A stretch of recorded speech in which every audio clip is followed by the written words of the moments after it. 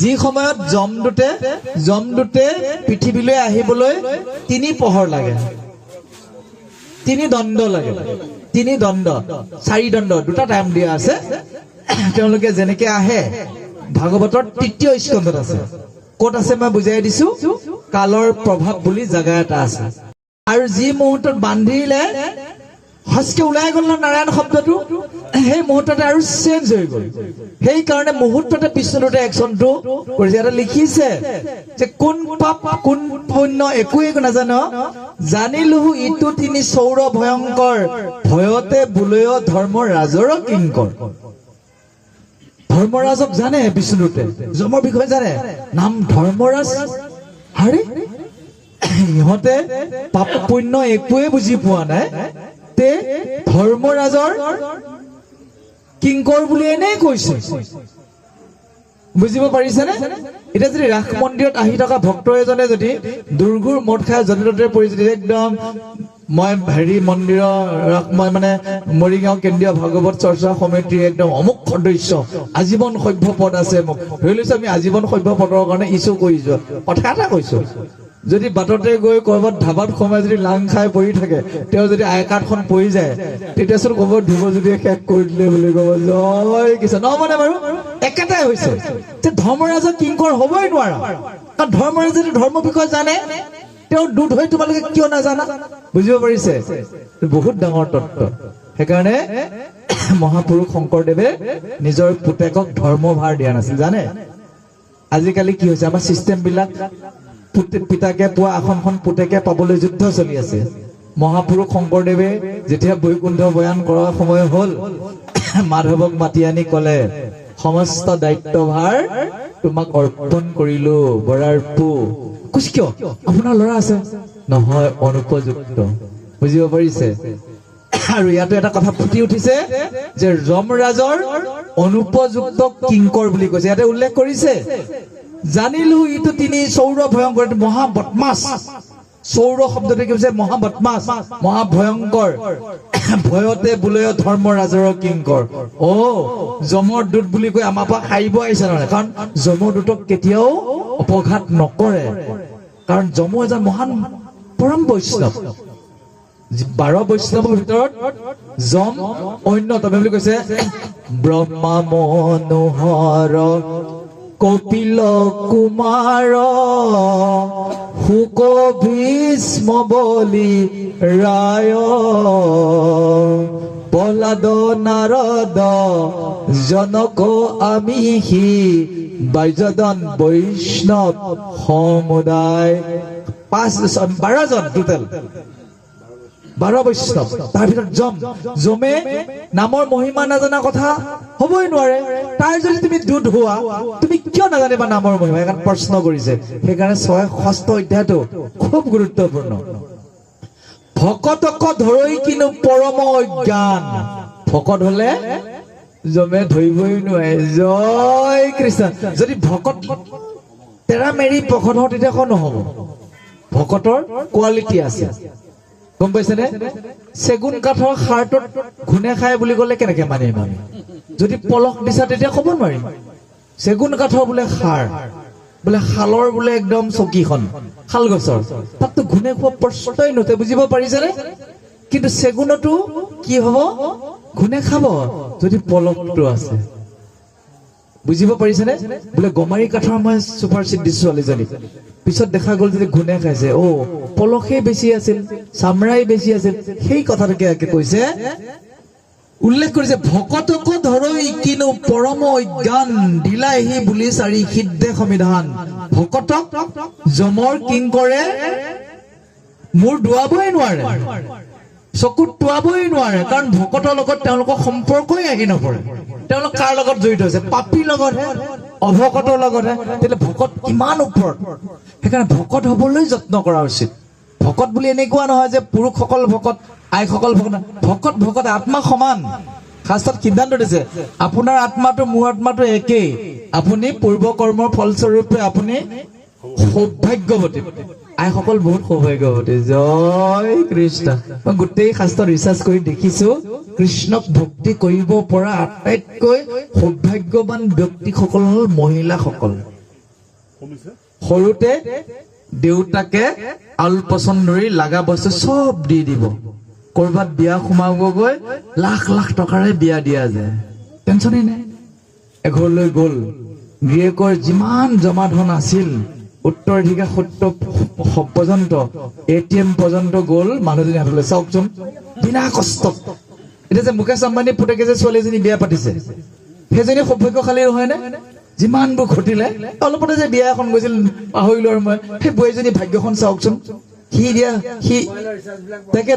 দিয়া জন্ম হোৱা সন্তানটোৱে সমগ্ৰ মালিকী স্বত্বটো পাই যাব তাৰপিছত চাওক কিবা কাৰণে বৈধব্য ল'ব লগা হ'ল পুতেকহঁতে মাকক কিমান মৰমত ৰাখে জানে দেউতাক নাইকিয়াৰ পিছত পুত্ৰই যিমান মৰমত মাকক ৰাখে চাওকচোন কৈছে পিতা ৰক্ষতি কৌমাৰে যে পিতাকে কুমাৰী কালত ভৰণ পোষণৰ দায়িত্ব লৈছে ৰক্ষা কৰিছে যৌৱনে ৰক্ষতে ভৰ্তা আৰু যৌৱন কালটোত স্বামীয়ে ৰক্ষা কৰিব ছবিৰে ৰক্ষতি পুত্ৰ আৰু বৃদ্ধ বয়সত পুত্ৰসকলে আদৰ সাদৰ কৰিব স্ত্ৰীসকলৰ ভাগ্য দেখিলে ঈৰ্ষা লাগি যায় জয় কৃষ্ণ তথাপিও যদি নামতি নহয় এয়া জমদূতে পাই যাব কিন্তু জয় কৃষ্ণ আমি নামতি হ'ব পৰা নাই বেলেগ কথা হয়নে নহয় বাৰু কত ভেজাল কিন্তু তেওঁলোকৰ ভেজাল আছে কিটো সেইকাৰণে অনুৰোধ কৰিছে নামতি হ'ব নতুবা সমস্যা আছে ইয়াতে উল্লেখ কৰিছে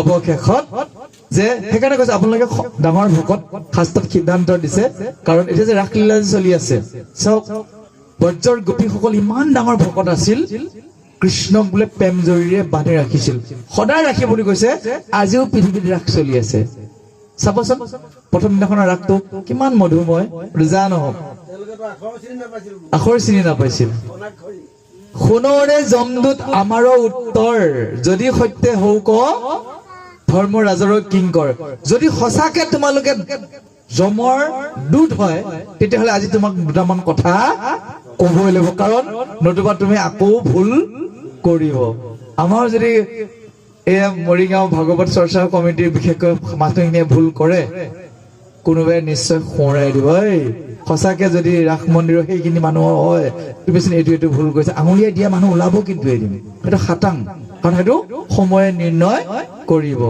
কোন পৰমাৰ্থ ধৰ্ম শাস্ত্ৰত বিহিত কোন মহাধৰ্ম কহিউক যথিষ্ঠ কৈছে ধৰ্ম শাস্ত্ৰত থকা কথাবোৰ এতিয়া তোমালোকক আমি কম যি দুলৰী ছন্দত যিখিনি কথা আছিল এইখিনি কথা প্ৰত্যেকজন ব্যক্তিয়ে হৃদয়েৰে জনা দৰকাৰ আজি আমি নাপামগৈ পিছৰ খণ্ডত পাম কিন্তু তাত জমদূতে নামৰ মহিমা কব নামটো পাৱাৰটো কব তাৰ পাৱাৰটো এটা অংশহে কব গোটেইখিনি নকয় জমদূতক যদি নামৰ পাৱাৰটো নকয় পিছত ভুল কৰিব সেইটো ভুল আৰু যাতে নকৰক সেইকাৰণে এই নামৰ মাহাত্ম্য কবলৈ গৈ ষষ্ঠ স্কন্ধটো অৱৰ্ণনা কৰি দিছে প্ৰত্যেকজনকে ন্যায় অধিকাৰ তোমাৰ নাই কোনোবা পাপিক নেখ জম পুৰিক কোনোবা প্ৰকাৰে দণ্ড কৰা পাতকিক যে তোমালোকে পাপী বিলাকক নৰকলৈ লৈ যোৱা লৈ গৈ কোন কোন পাপীক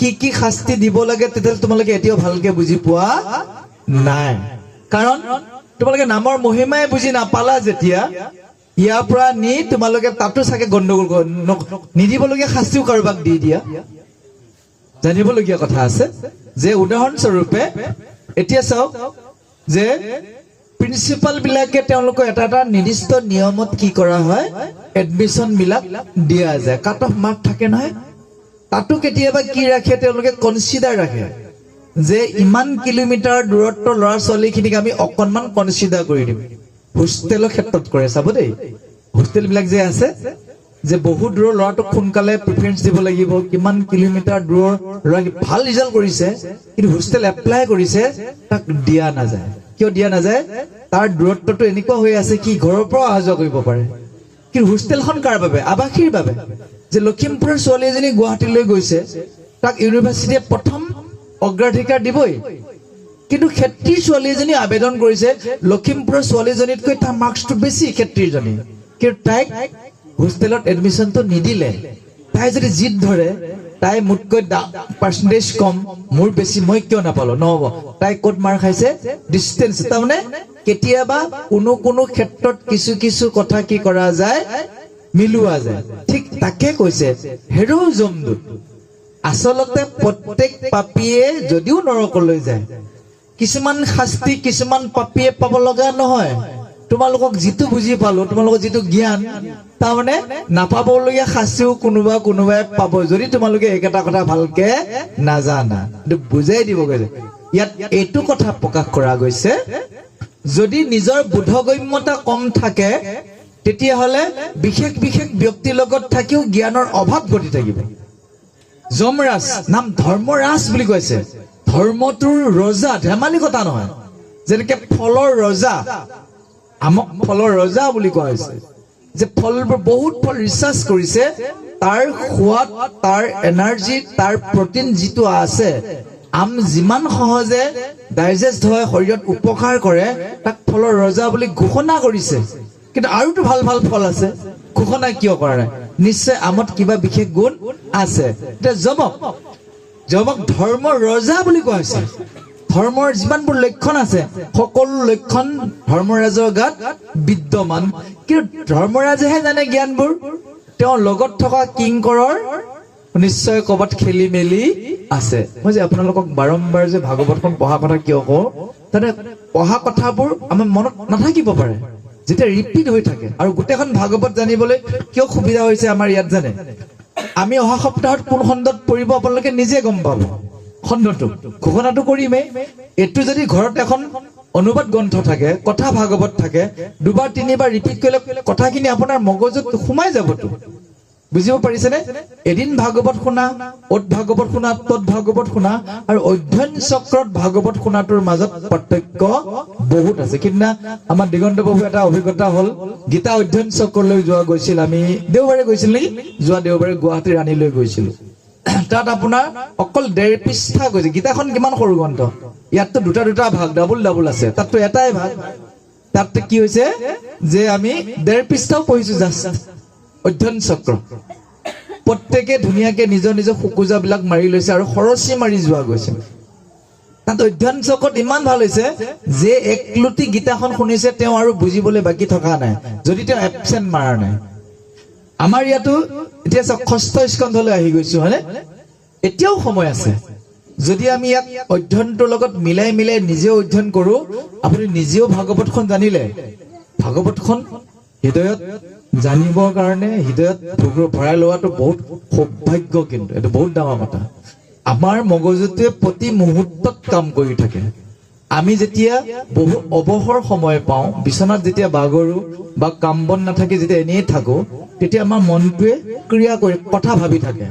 যদি ভাগৱতখন আপোনাৰ কণ্ঠস্থ নাথাকক, কিছু যদি কাহিনী মনত থাকে, ভাগৱতখনে ক্ৰিয়া কৰি থাকিব। জয় কৃষ্ণ। আমি খুব কম সময় মানে বাহিৰা কথা ভাবো। সংস্কৃতৰ শ্লোক, ভাগৱতৰ পদ, কাহিনীবোৰ, এই কথাবিলাকত আমি বেছি গুৰুত্ব দিওঁ। আমিওতো এনে থাকিব লগা হয়, কেতিয়াবা আমিও অৱসৰ পাওঁ। সেইখিনি সময়ত আমাৰ সময়টো কি হৈ থাকে? ক্ৰিয়াবান হৈ থাকে, সেই সত্যগুণী হৈ থাকে।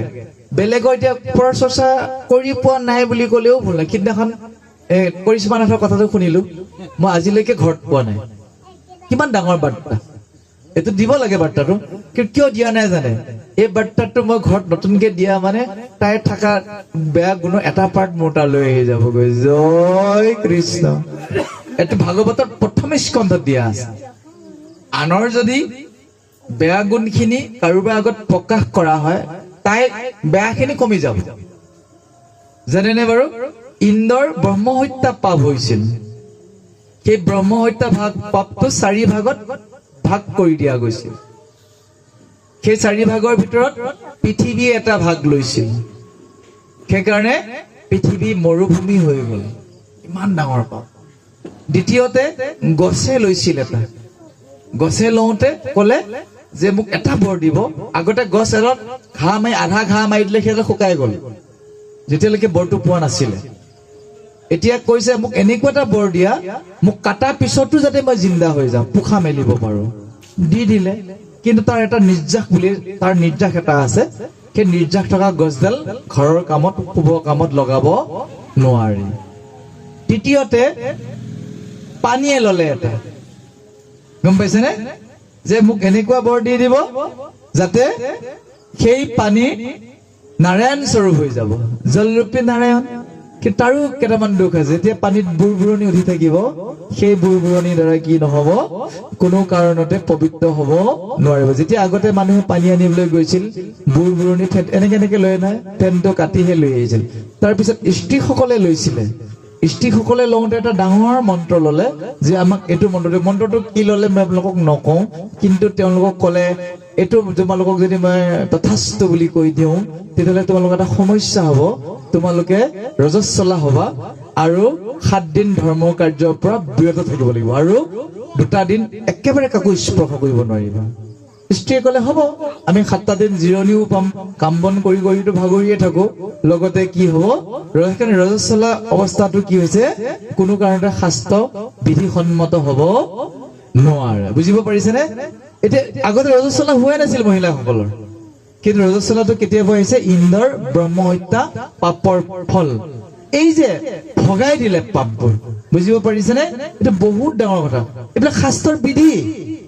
যদি ইয়াক কোনোবাই অমান্য কৰিছে, ৰজস্বলা স্ত্ৰী স্পৰ্শ কৰিলে পুৰুষজনৰ আয়ুস লগে লগে কমি যায়, গম পায় নে নাপায়? আমি এতিয়া দেখা নাই কাৰণেহে, আমি এতিয়া দেখা নাই, মানুহজনৰ 100 বছৰ যাবই নোৱাৰে। এইটো একদম শ্লোক উল্লেখ হৈ আছে মহাভাৰতত। মহাভাৰতখনো আমাৰ ধৰ্মীয় গ্ৰন্থবোৰৰ ভিতৰত সিও অন্যতম। তাত কি কৰা হৈছে, উল্লেখে কৰিছে, ন দিবা চেতে, দিনত খোৱা নাছিল, ন স্পৃশন্তে ৰজস্বলা, ৰজস্বলা স্ত্ৰীক মোৰ ল'ৰাবিলাকে স্পৰ্শই কৰা নাছিল, ন ৰাত্ৰি দধি ভুঞ্জিস্থা, ৰাতি দৈ খোৱা নাছিল। সেইটোতে জানিব লাগে, ন ৰাত্ৰ দধি ভুঞ্জিস্থা, ৰাতি দৈ খোৱা নাছিল। কথম মৃত্যু ভৱ মম সৰ্বে পুত্ৰা বদহে মধুসূদন। হে কৃষ্ণ, তুমি মোক উত্তৰ দিয়া, তুমিতো জগতৰ ঈশ্বৰ, মই জানো যে মোৰ ল'ৰাবিলাকে কোনো কাৰণে অগম্য গমন কৰা নাছিল, দিনত খোৱা নাছিল, দিনত খুলেও আয়ুসটো অলপ অলপ কমি যায় এটা সময়ত, তাৰমানে এটা সময়ততো ভাগৰুৱা হলে খোৱাটো বেলেগ কথা, ইচ্ছাকৃতটো এইটো জানিবলগীয়া কথা। আপুনি গোটেই নিশা টোপনি ক্ষতি কৰিছে ভাগৱতৰ বাবে, দিবা শুইছে, সেইটো দুখ নহয়। এই আমাৰ যে এনেই যে ঘুমতিটো, এলেহুৱা ঘুমতিটো কথা কৈছে, এইটো দিবা নিদ্ৰা। তাৰপিছত ন স্পৃশন্তে ৰজস্বলা, ৰজস্বলা স্ত্ৰীক স্পৰ্শ কৰিলে আয়ুস কমে। আয়ুস নম 100টা মৰিল যে, গোটেই কেইটা মৰা নাই। এইটো প্ৰশ্ন কৰিছিল কৃষ্ণলৈ, নাই ধৃতৰাষ্ট্ৰই ধৃতৰাষ্ট্ৰই সুধিছে কৃষ্ণক যে এটা মানটো বাচিব লাগিছিল। তাৰ পৰা উল্লেখ হৈছে ন স্পৃশন্তে ৰজস্বলা, ৰজস্বলা স্ত্ৰীক স্পৰ্শ কৰা নাছিলে। ভুল কৰিল এজনে কৰিছিলে, দুষাখনে কৰিছিল, এজনে কৰিছিল। সিদিনাখন তাই ৰজস্বলা আছিলে দ্ৰৌপদীয়ে, এজনহে কৰিছিল, এজন দুজন মৰাটো বেলেগ কথা। কথম মৃত্যু ভৱ মম সৰ্বপুত্ৰঃ, কেনেকৈ মোৰ গোটেই পুত্ৰবোৰ মৰিল, বদ হে মধুসূদন। হে কৃষ্ণ, তুমিয়ে কোৱাচোন, তুমিতো জগতৰ ঈশ্বৰ, মই জানো। কাৰণ বিশ্বৰূপটো যেনেকৈ দেখা পালে অৰ্জুনে, ঠিক তেনেকৈ দেখা পালে সঞ্জয়ে, ঠিক তেনেকৈ মানসিক দৃষ্টিৰে গম পাই গল ধৃতৰাষ্ট্ৰই। এইখিনিতে মই এতিয়া আপোনাক কওঁ, ধৃতৰাষ্ট্ৰই অন্ধ হৈ আছিল, কিন্তু কোনোবা সময়ত একদম গালি খাই, কৃষ্ণ কিয় বুজাই আছে অৰ্জুনক, কি গাণ্ডীপ ললে শেষ হব, তই বুজোৱা বাদ দে, চিঞৰি আছে। কেনেকে দেখা পালে? সঞ্জয় যে কৈ আছিল, ধৃতৰাষ্ট্ৰই শুনি আছিল, বহা জাগা পৰা চিঞৰি আছে। একদম যুদ্ধখন যেতিয়া মুখামুখি হৈ গল, তেতিয়া ধৃতৰাষ্ট্ৰই গম পাই গল এইখন যুদ্ধত মোৰ ল'ৰা নিজে, কৃষ্ণই যাৰ ফালে আছে সিয়ে জিনি যাব। তাৰ আগলৈ তেওঁ কিন্তু এটা ভাবিছিল, কৃষ্ণই যিটো নাৰায়ণী সেনা দিলে যে, আৰু পিতামহ ভীষ্ম আছে, সূৰ্যপুত্ৰ কৰ্ণ আছে, কৰ্ণৰ আকৌ কেনেকুৱা কোনোবাই অস্ত্ৰ মাৰিলেও তেওঁ শৰীৰত থকা কবচ নিজে নিজে বাহিৰ হৈ আহিছিল, নমৰে, কৰ্ণ অমৰ, জানি পেলাই যুদ্ধ ঘোষণা কৰিলে। কিন্তু কিছু সময়ৰ পিছত তেওঁ মানে বুকু কঁপিব ধৰিলে। অৰ্জুনে যেতিয়া গাণ্ডীপ পেলাই দিলে, একদম ভালে ভালে আৰু আছে দে, ই যদি যুদ্ধ নকৰো আৰু তেতিয়া মোৰ পুত্ৰ কেইটাও নমৰে, সিহঁতেও একো নহয়, ভালে হ'ব দে। একদম কৃষ্ণৰ ওপৰত খং উঠি গল। হা, কৃষ্ণই বুজাব ধৰিছে একদম জাগা পৰা গালি পৰি আছে। অন্ধটো কেনেকৈ কৈছে, আমি যদিও শাস্ত্ৰ সম্বন্ধে জ্ঞান নাই, আমাৰ মানৱ চকুটো অন্ধ নহয়, গম পাইছে? আপোনাক সেইকাৰণে মই বুজাই দিছো, দিব্য দৃষ্টি প্ৰত্যেক ব্যক্তিৰে আছে, সেইটোক ডেভেলপ কৰিব লাগিব। ডেভেলপ মানে বিকাশ কৰিব লাগিব, উন্নত কৰিব লাগিব, গম পাইছে? এতিয়া যে এজন ব্যক্তিয়ে যে ধৰি লৈছে একেবাৰে প্ৰথম অৱস্থাত তেওঁৰ নাম কীৰ্তন একো মনত নাই, পিছত যে তেওঁ নামতি হৈ গ'ল, প্ৰাৰ্থনা কৰিব হ'ল কেনেকে? দিব্য দৃষ্টিৰে। আমাৰ চকুযোৰে চাই চাই লাহে লাহে শব্দবোৰ আমি মগজুলৈ নিওঁ, পিছত এখন নাথাকিলেও আমি সন্মুখত দেখা পাই থাকো।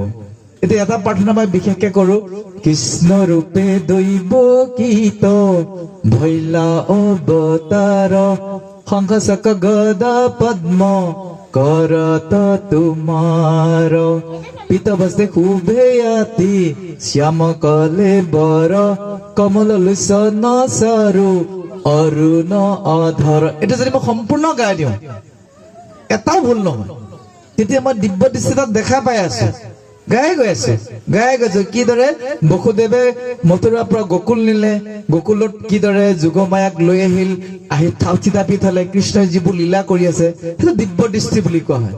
দিব্য দৃষ্টি প্ৰত্যেকৰ, সেই দিব্য দৃষ্টিত আমি নৰক্ষণ চৰক্ষণ বিশেষভাৱে বৈকুণ্ঠ, এই কথাটো যেতিয়া আমি মানস পটত বহুৱাই ল'ম, জীৱনৰ অন্তিম সময়ত আমি সকলো অকলশৰীয়া হ'ম।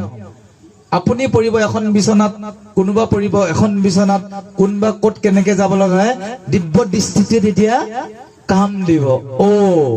মোৰ সময় হ'ল। সময় হলে প্ৰত্যেকজন ভকতে গম পায়, অভকতৰ বাহিৰে ভকত প্ৰত্যেকজনে গম পায় যে মোৰ সময় হৈ গ'ল। এজন ব্যক্তিয়ে চাব, খুব অহংকাৰী আছিল, দুৰ্দান্ত বুলি ক'লে তেওঁক জানে, কিন্তু পণ্ডিত, একদম আমাৰ গাঁও বাৰুকটাৰ মানে বিশেষ পণ্ডিত, আৰু বৰদেউতা বুলি ক'লে মানে গোটেই অঞ্চল কবি। তেতিয়াৰ হেড পণ্ডিতো আছিল, মাষ্টৰ দেখিয়াই কোনেও বৰ ধুনীয়া, পৰি গ'ল তেওঁৰ ৰণত। পুত্ৰ তেওঁ 4জন। মোক মাতিলে এদিন, তুমি আহি যাবা।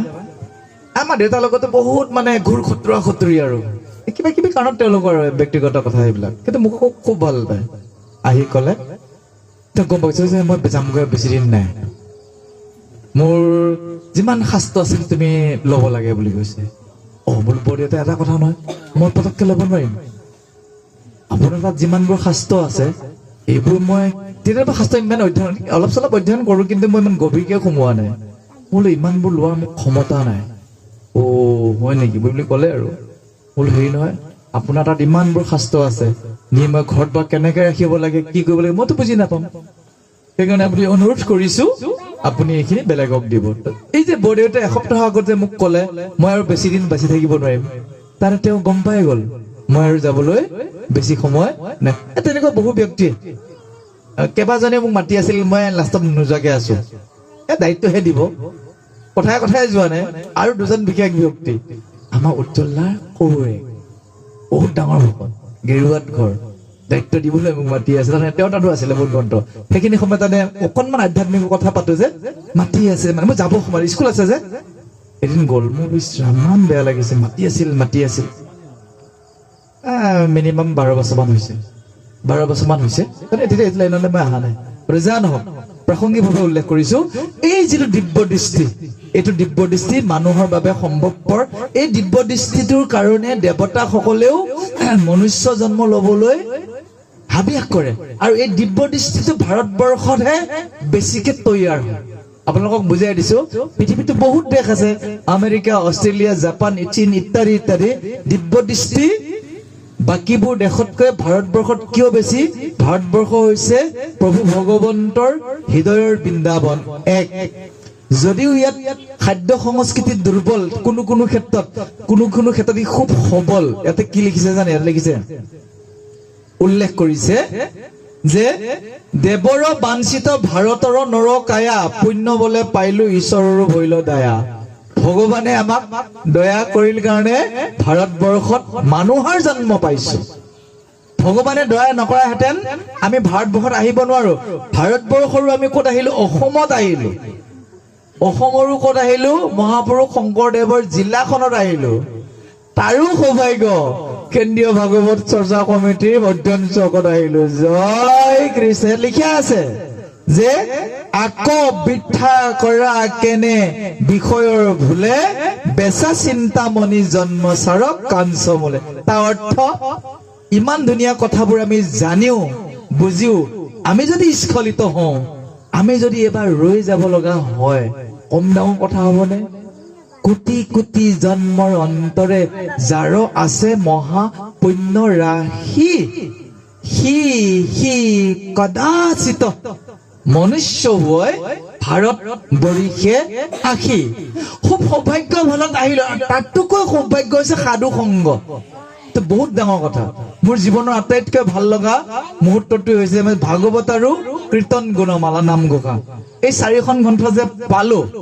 মোৰ জীৱনত ই মোৰ ডাঙৰ বাবে ডাঙৰ উপহাৰ আৰু এটা মোৰ জীৱনৰ উপহাৰ সংস্কৃতটো মই অতি ভাল পাওঁ অফিচৰ বিলাকলৈ যাওঁ কেতিয়াবা কোনোবাই হিন্দীত কয় হিন্দী কওক মই হিন্দী সংস্কৃতত কম আপুনি হিন্দীত কওক মই সংস্কৃত কম কৈছে চক খাই যায় এবাৰতো ডিচি ছাৰ এজনেতো চিধেই দিছে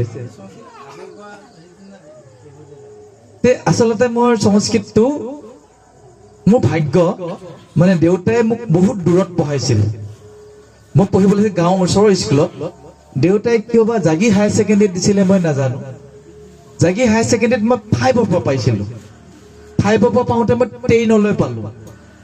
10লৈ পালো যেতিয়া সংস্কৃতি অলপ মোক ক্ৰিয়া কৰি আছে কিন্তু তাৰপিছত মই যেতিয়া প্ৰাইভেট হৈ গলো সংস্কৃতৰ লগত মোৰ সম্পৰ্ক নাই কিন্তু ভাষাটো মই এনেও ভাল পাওঁতে মই কেনেকেনো সংস্কৃতত বহু দূৰ পঢ়িব পাৰি মই তাক অনুসন্ধান কৰোঁতে যি বিচাৰে তাকে দিয়ে নহয় মই ৰাস্তাটো বিচাৰি পালো আটাইতকৈ সৌভাগ্যৱান কথা সংস্কৃত কিতাপ আনি পঢ়ি থাকো আমাৰ ঘৰলৈ এদিন এজন ব্যক্তি আহিছে এইটা শেষ হ'ব যেতিয়া মই প্ৰাসংগিকভাৱে কৈ আছো ব্যক্তিজনে আহিছে বহিছে তেখেত সংস্কৃতৰ প্ৰফেচৰ মই সংস্কৃতৰ পঢ়ি আছো শিকি আছো এই একলব্য নিচিনা তাৰমানে নিজে শিকি আছো কথা পাতি আছে মোক দাদা বুলি মাতে দাদা ভাল মোক ছাৰ মই ছাৰ বুলি মাতো প্ৰফেচৰ যেতিয়া আৰু মোতকৈ সৰু ল'ৰা তেওঁতো ফোন এটা আহি গ'ল ফোনটোত লিখিছে কুত্ৰ অস্ত 12টা মধ্যে আছে কিং কৰোতে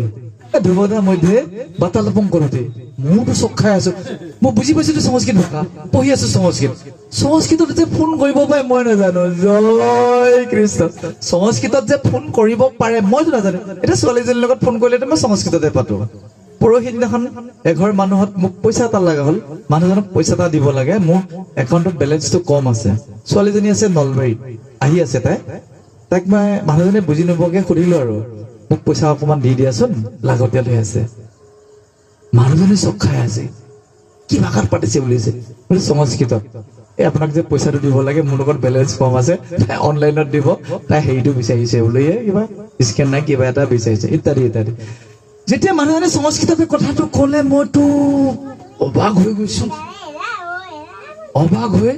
তেতিয়া মই কিতাপখন সামৰি তেওঁক সুধিছো এই সংস্কৃতত যে কথা পাতিছে কাৰ লগত বোলে আমাৰ সংস্কৃতত শিবিৰ আছে শিবিৰটোত ল'ৰা ছোৱালী পঠাব লাগে তাকে মানে মই কালেকশ্যন কৰিছো বুঢ়া মানুহ পঢ়িব পাৰে নে মই কৰিছিলো জয় কৃষ্ণ কৈছে কোন বুঢ়া যাব বলছে ধ্ৰুৱজ্যোতি বুঢ়া যাব বোলো সঁচাকে যাব নে বুলি কৈছে সঁচা মানে আপুনি যদি তাত গৈ পেলাই যদি সংস্কৃত শুনিব পাৰিম মইতো শুনিবহে পাৰিম যামে আৰু লগে ফোন লগাই দিলে পূৰ্ণিমা পাত্ৰ বুলি যিজনী মেম আছে কৈছে ধ্ৰুৱজ্যোতি ডেকাও এজন যাব চিট বুক কৰিব লাগে এনে যাব নোৱাৰে ৰেজিষ্ট্ৰেশ্যন কৰিব লাগিব কনফাৰ্ম কৰি দিলে স্কুল চব বাদ দি দিলো কনফাৰ্মে হেডমাষ্টাৰক কৈছো যোৱাও নহ'ব মই যামগৈ তালৈ 3 দিন পাগল হৈ গলো জয় কৃষ্ণ ইউনিভাৰ্চিটিৰ ল'ৰা ছোৱালী গুৱাহাটী ইউনিভাৰ্চিটি আছে বিভিন্ন ইউনিভাৰ্চিটি আছে সব ডাঙৰ ল'ৰা তাৰমানে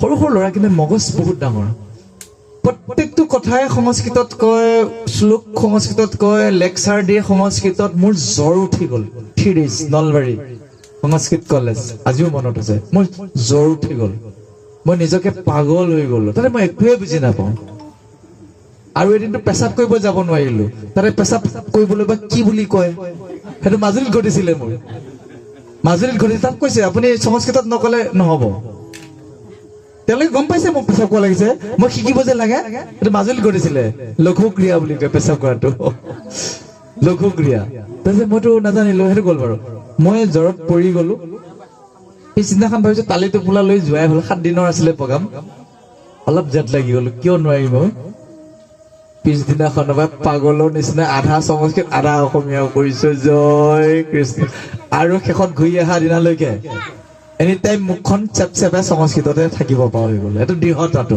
তাতে মই এটাই চিন্তা কৰিলো কিয় নোৱাৰিম এইবিলাক সৰু সৰু ল'ৰা ছোৱালীয়ে পাৰিছে 22 বছৰীয়া 20 বছৰীয়া এতিয়া গৈ গৈ গোটেই ঘৰখনে সংস্কৃত ক'ব পাৰে ছোৱালীজনীয়ে ক'ব পাৰে ল'ৰাটো ট্ৰেইনড আপ হৈ আহিল আইগৰাকীও ক'ব পাৰে এইটো অভ্যাস এই যে সংস্কৃতৰ যিটো জ্ঞান গম পাইছেনে ভাগৱতৰ লগত ৰিলেটেড যেতিয়া মই শিৱ মন্দিৰত কৰিব নগলো মই ভুল কৰিলো নেকি মই আকৌ ভাগৱতখন মেলিছো ভাগৱতখন বিশেষকৈ সংস্কৃত ভাগৱত মই মেলি দিলো শ্লোকবোৰ চালো যে কি ক'লে চতুৰ্থ স্কন্ধত শিৱৰ কথা বেছি আছে তাত ভিগু মুনিয়ে কি ক'লে মই ৰিলিজ চাই চাই যেতিয়া শ্লোক কেইটা চালো মোৰ ভুল হোৱা সংস্কৃতে কি কৰে জানে আপোনাৰ জ্ঞানটো দৃঢ় হোৱাত সহায় কৰে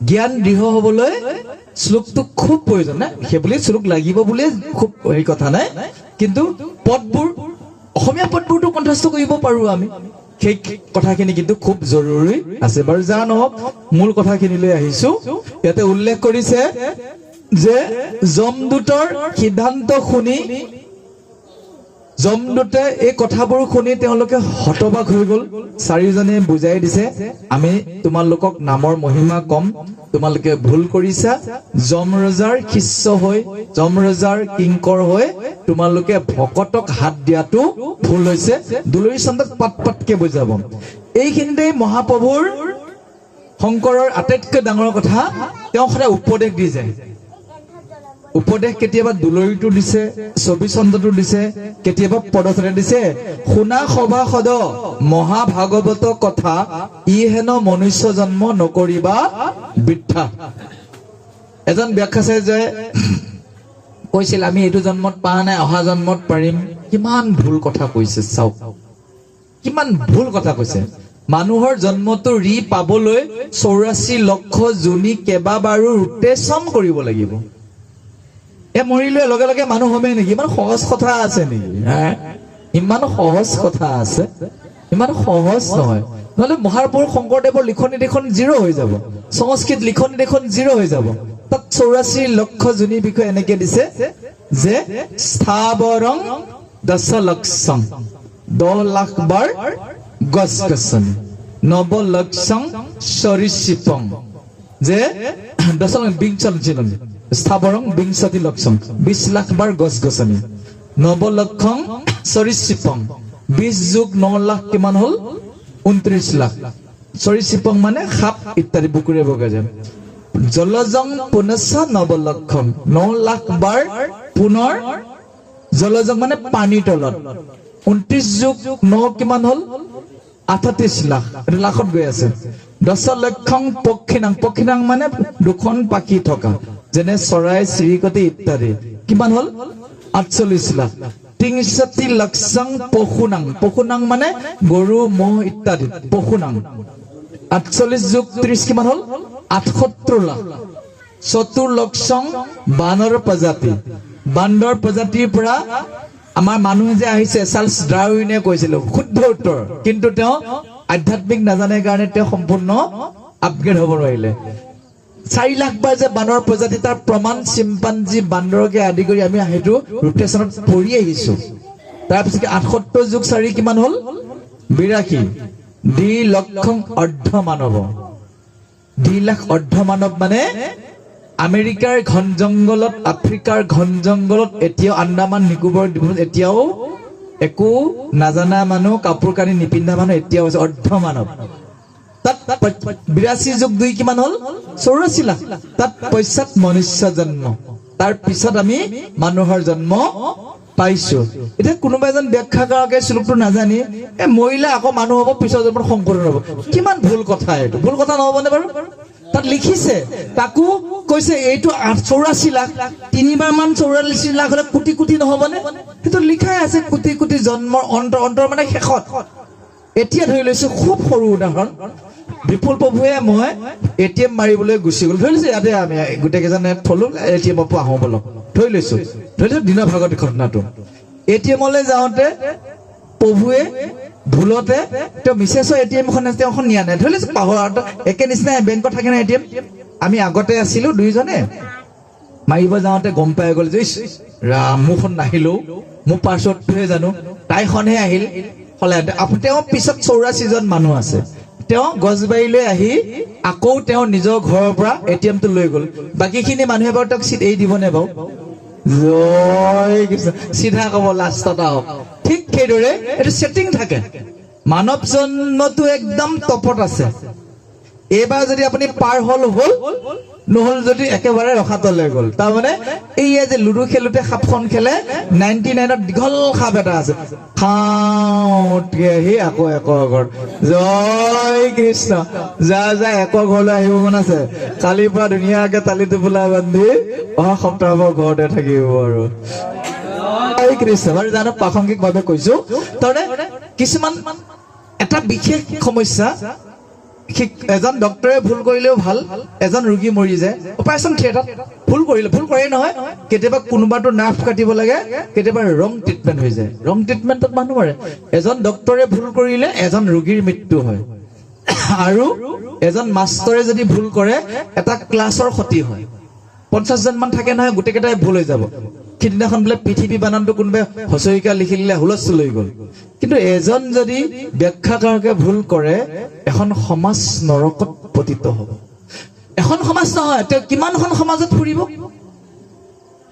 বহুতেতো মোক প্ৰশ্ন কৰে আৰু বৰবৰ দেখাৰ পাছত আপোনাৰ আগত থকা জনে এনেকে ক'লে তেওঁলোকে ব্যাখ্যা কৰি গুচি যায় গৈছে আকৌ আপুনি এনেকে ক'লে কোনটো বিশ্বাস কৰিম হয়তো মানুহখিনি কনফিউজত পৰি গ'ল এজনে কৈ গ'ল এহি নৰক এহি চৰক এটা মোৰ পালত পৰিল নৰকৰ বৰ্ণনা মই ডাইৰেক্ট নৰক নাম ধৰি কৈ আছো এইখন বোলে কালচক্ৰ নৰক এইখন বোলে কুম্ভীপাক নৰক বৰ্ণনা দি আছো পণ্ডিত তাতো পণ্ডিত বহি আছে না চক খাই গ'লে দেখা কি কৈছে আপুনি আহক বহক পঢ়ক বোলে বুজিতো আছোৱেই এইখন নৰকৰ নাম কৈ আছে অমুকটো পাপ কৰিলে অমুকখনত পৰে পাঠে কৈ গৈছে সিজনেচোন নকলে গমেই নাপালে তেওঁ বোলো জয় কৃষ্ণ ইয়াত আখৰ কেইটা থাকিলেই নহব নহয় আখৰ কেইটা জানো বুজিব নালাগিব দুটামান এনেকুৱা পাক দিয়া আখৰ আছিল মই নিজেও চক খাইছো 10 বাৰ মান পঢ়াৰ পিছত মই বুজি পাইছো বাহ কিমান পাক লগাই থৈছে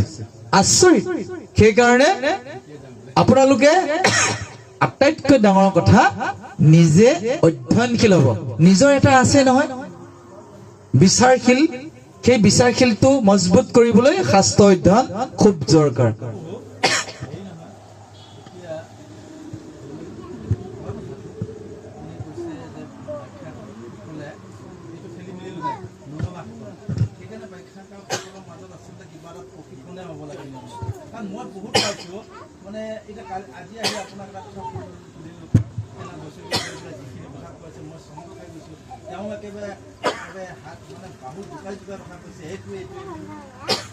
এইটো ভাল কাম নে প্ৰভুজনক মই ভাল উত্তৰ দিছো মই এবাৰ ৰিজু প্ৰভু তালৈ গৈ অলপ চক খাই গলো তেওঁ প্ৰথমে যেতিয়া ব্যাখ্যাকাৰবিলাক মাতিছিল তেওঁ তাৰমানে নাজানে যে অমুক ভাল হ'ব তমুক ভাল হ'ব চব লৈ আহিছিল এবাৰ গৈ দেখা পালো যি কেজনে এই তিনিটা কথা জানে সেই কেজনকে মাতিছে জয় এই আজি যোৱা সপ্তাহৰ মই সুধিছো ইমান কম যাকে তাকে মাতি এসোপা মানুহক যিকোনো কথা শিকাব নোৱাৰো নহয় দেখিছেনে বাৰু তাৰমানে তেওঁ 7 দিনীয়া ভাগৱত পাতিছে এই 7 জনৰ যদি মনোভাৱ এক নহয় ভাগৱতৰ মতে যদি যাব নোৱাৰে কৈছে দেখা আপোনাক বিশেষ মাতিছো তেওঁ দেওবাৰে মাতিছিল ঘোষণা কৰি দিলে শনিবাৰে ধ্ৰুৱজ্যোতি আহিব বুলি বহুত মানুহ বোলে আহি গ'ল মোক কৈছে ফোন কৰিছে মই বোলো বহু বন্ধ দিনত যাম কিন্তু মই দেওবাৰে যাম বুলি আপোনাক কৈ মোৰ প্ৰগ্ৰাম আছে মোৰ কুমৈত আছিলে প্ৰগ্ৰাম মই পিছত বৃহস্পতিবাৰে গৈছো বাৰু জানো প্ৰসংগটো কৈছো তেওঁ সেই কেইজন মানুহক এবাৰ চিলেক্ট কৰি দিলে যি কেইজনৰ এক হৈছে গোটেই কেইজন একে কৈ আছো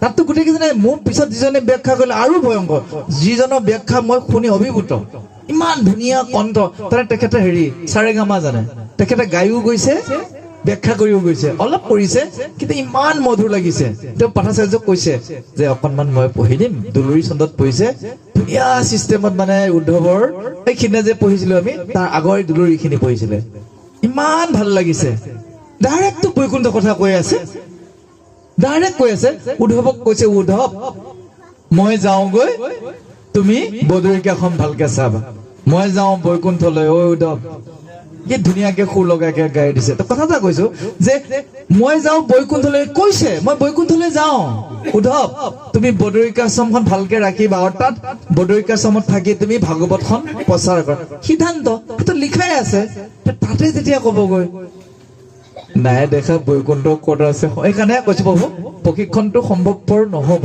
কিন্তু এইটো কিয় ঘটিছে মই পিছত গম পাই গৈছো মই কিয় ঘটি গৈছে মই গম পাই গৈছো মানে মোক কৈছে আপোনালোকে এটা ষ্টেপলৈ আহি যাওক মই তেওঁলোকে কিয় সেইটো বুজি পোৱা নাই আপোনালোকক ভাঙি কওঁ আৰু তেওঁলোকক সেইটো ইমান সহজে ক্লিয়াৰ নহ'ব কিন্তু আটাইতকৈ ডাঙৰ কথা যদি ভাগৱতখন ব্যাখ্যাচাৰ্যবিলাক পাঠাচাৰ্যৰ কথা মই কোৱা নাই ব্যাখ্যাচাৰ্যসকলৰ কিন্তু ন্যূনতম জ্ঞান অকণমান লাগিব মই সকলোকে শ্ৰদ্ধা কৰো কোনো ব্যাখ্যাকাৰকক মই বেয়া বুলি কোৱা নাই আমি দিগন্ত প্ৰভু মা উমেশ প্ৰভু আমি অলপ ঘূৰি ফুৰো নহয় বেলেগ বেলেগতো আমি এনেকুৱা কিছুমান ব্যাখ্যাকাৰকক পাওঁ তে চক খাই যাওঁ তাৰমানে এইটো সমস্যাজনক একো ক'বও নোৱাৰো নহয় মই এইকাৰণে তেওঁলোকক ডাইৰেক্ট ক'ব নোৱাৰো আমাতকৈ কত জুনিয়ৰ সেইটো লাগি যায় গম পাইছেনে নাই আপুনি কিমান দিন ভাবিছে মইতো 32 বছৰ কৰিছো বুলি কৈ দিয়ে বাহ আপুনি 32 বছৰ একো বুজাই নাই মনতে ভাবো মই মনতে ভাবিছো আপুনি 32 বছৰ এতিয়ালৈকে বৈকুণ্ঠই বুজি নাপালে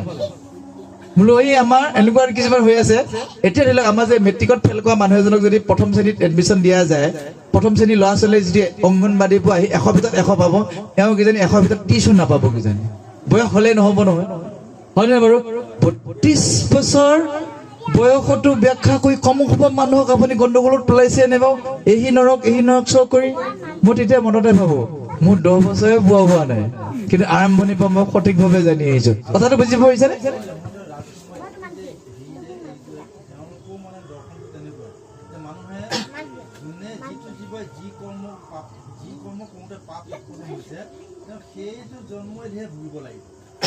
মানুহ কিছুমানে যে আপোনাৰ ডাষ্টবিনৰ খাদ্য খাইছে কৈছে তেওঁলোকে মানুহৰ জন্মত এইবিলাক বেয়া কাম কৰিছে গতিকে মানুহৰ জন্মত ধৰিয়ে তেওঁলোকে ডাষ্টবিন নাই প্ৰভু নাই ঠিকেই কৈছে বাৰু তেওঁলোকক উত্তৰটো মই কৈছো এইটো জন্মত কৰা ফলখিনি অধিকাংশ ইয়াত নপৰে এইটো জানে নে নাজানে উদাহৰণস্বৰূপে এজন চাকৰিয়ালে যদি নৱেম্বৰ মাহৰ দৰমহাটো পাইছে সেইটো অক্টোবৰ দৰমহাটোহে পাইছে আমি এতিয়া কৈ থকাখিনি আমৰা এখানে বৈকুণ্ঠলৈ যাম আমি যোৱা জন্মত বৈকুণ্ঠলৈ যাব পৰা কাম কৰা নাছিলো কিন্তু মানুহ হ'ব পৰা আমি কাম কৰিছিলো এখানে মানুহ হলো এতিয়া মানুহৰ জীৱনটোত যদি বৈকুণ্ঠৰ কামখিনি কৰি থাকো বৈকুণ্ঠ পাম ল'ৰাটোৱে যে পৰীক্ষা দিছে ৰিজাল্ট দিবহে আমাৰ ৰিজাল্ট কোনদিনাখন শেষ উশাটোৰ ইয়াদিনাখন জয় কৃষ্ণ ক'ব পাৰো নে নহয় জয় কৃষ্ণ প্ৰভু এইটো খাটাং এতিয়া আমি যিখিনি ভুগিছো যোৱা জন্মত আমি ইমান ভাল কাম কৰিছো নাথ বাপু বা ঘৰ ক'ত বহুজনৰ বা ঘৰ ক'ত আমাৰ বা ঘৰ ক'ত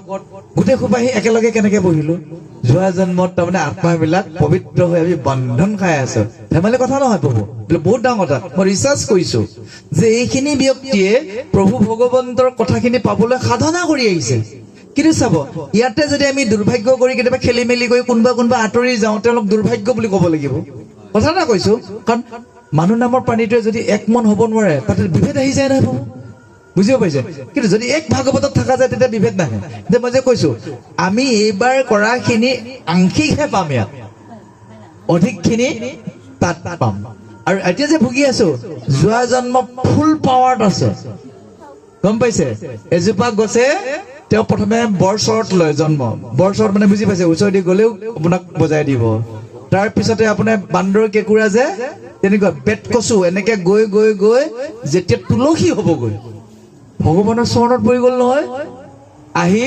প্ৰমোচন কলে গ'ল জলজং পানী তললৈ গ'ল চৰিচিপং প্ৰমোচন হৈছে সেইকাৰণে বাকীবোৰ জীৱ জন্তু নিবলৈ জমদূত আহিব নালাগে কাৰণ তেওঁলোকৰ ফৰ্মুলাত পৰিয়ে আছে গম পাইছে সফটৱেৰ বনোৱা আছে তেওঁলোক মেচিনত দিছে অট'মেটিক যে 84 লক্ষ এনেকে ভূমি গৈ গৈ গৈ লাষ্ট জন্ম কিন্তু গৰুৰ জন্ম দেই এইটো জানিবলগীয়া কথা কিন্তু জানিবলগীয়া বহুত কথা এইটো চৈতন্য চৰিত্ৰতহে পাইছো দেই প্ৰভু মই এনে বাকীবোৰত পোৱা নাই চৈতন্য চৰিত্ৰামৃতৰ এটাত লিখা আছে গো জন্ম পোৱাৰ পিছত মনুষ্য জন্ম ডেভেলপটো আছে এক আৰু এক আছে গীতাত কেইটামান দিছে সিদ্ধান্ত মৃত্যুৰ সময়ত ঈশ্বৰৰ নাম ল'ব নোৱাৰিলেও অমুক অমুক এটা কৰ্ম যদি কৰি আছে তেতিয়াও তেওঁ মনুষ্য জন্মটো সোনকালে পায় শাস্ত্ৰই দিয়া মতে শাস্ত্ৰৰ বাহিৰেতো আনুমানিকটো ভুলতেও ক'ব নোৱাৰে আজিলৈকে কিন্তু আনুমানিক মই কৈ পোৱা নাই গম পাইছানে দুই এজনে মোক কৈ থাকে আধ্যাত্মিকৰ কথা বোলো আধ্যাত্মিক ক'ব পাৰিম দেহতে চব দেখা দিব লাগিব চন্দ্ৰ সূৰ্য চব দেখা দিব লাগিব মই ইমান ভুল কথা বোলো মই ক'ব নোৱাৰিম আধ্যাত্মিকটো ক'ব যোৱা মানে খাজি কোৱা মানে এইটো ভয়ংকৰ দুখ হ'ব এইটো সপ্তম স্কন্ধত লিখা আছে নহয় তাৰমানে ভাগৱতৰ দেখা কথাটো কেনেকে ক'ম ক'ত লিখা আছে কওকচোন বাৰু লিখাটো থাকিব লাগিব লিখাখিনি ওপৰতহে ক'ব লাগিব এতিয়া যে আপোনালোকৰ লগত আজি 4 বছৰ ব্যাখ্যা কৰিছো ভাগৱতত থকা শব্দকেইটাৰ ওপৰত এতিয়া অজামিল নামৰ মানুহটোক নিবৰ কাৰণে 3টা জমদূত আহিছিল সিদিনাখনৰ পৰা উলিয়াই আছে যোৱা সপ্তাহৰ পৰা আনি বান্ধি কহি ৰেডিও কৰিল পুতেকৰ নামটো লওঁতে 4টাই আহি কোবাই কিলাই দিগদাৰ লগালে এই থৈ গ'ল এতিয়া ৰজা আগত ক'বগৈ কিয়নো আমাক মাৰিলি কথাটো কচোন বুজাই দিব এতিয়া ভাগৱতে কৈ আছে কাৰণে মই কৈছো সাজি বাহু কথাতে যদি এটা সপোন ৰচনা কৰি আহি আপোনালোকক কৈ থাকো আপোনালোকৰ মানুহ ভাঙি গ'ল ইমান দুখ কথা সদায় শুনে নেকি টাইম পাছৰ নিচিনা কথা এটা কৈছো এইটো কেতিয়াও হ'ব নোৱাৰে মই ভাবো আৰু ইয়াত আপোনালোকে সপ্তম এতিয়া মই ভাঙি নকওঁ সপ্তম স্কন্ধত আপোনালোকে এটা কাহিনী পাবগৈ ভাগৱত ভুল ব্যাখ্যা কৰিলে তেওঁৰ পিছৰ জন্মত কি হ'ব লিখা আছে মই আজিয়ে নকওঁ সপ্তম স্কন্ধটো পামেগৈ এদিন সিদিনাখন মনত পেলাই দিব অট'মেটিক মনত পৰিব কাৰণ এইটো প্ৰসংগই বেলেগ ওলাব কাৰণ এনেকুৱা এজন ব্যক্তিয়ে এনেকুৱা এটা ৰূপ পাই গ'ল মোৰ বুকু কঁপি গ'ল সিদিনাখনৰ পৰা মই আধ্যাত্মিক বাদ দি দিলো আধ্যাত্মিক তত্ত্ব মানে কি জানে এই জীৱনতে ভগৱানক দৰ্শন কৰি তেওঁ ঘৰলৈ যায় সেইটোৱে মূল তত্ত্ব জয় কৃষ্ণ